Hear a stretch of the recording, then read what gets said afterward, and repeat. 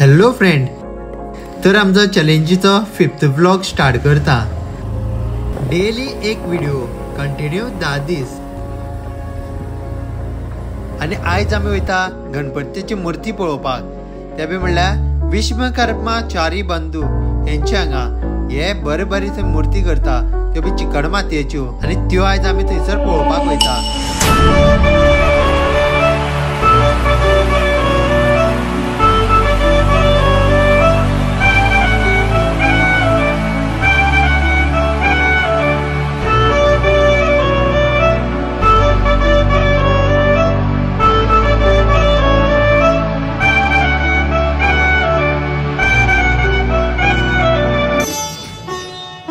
फिर से सीखों के सब नाचेंगे,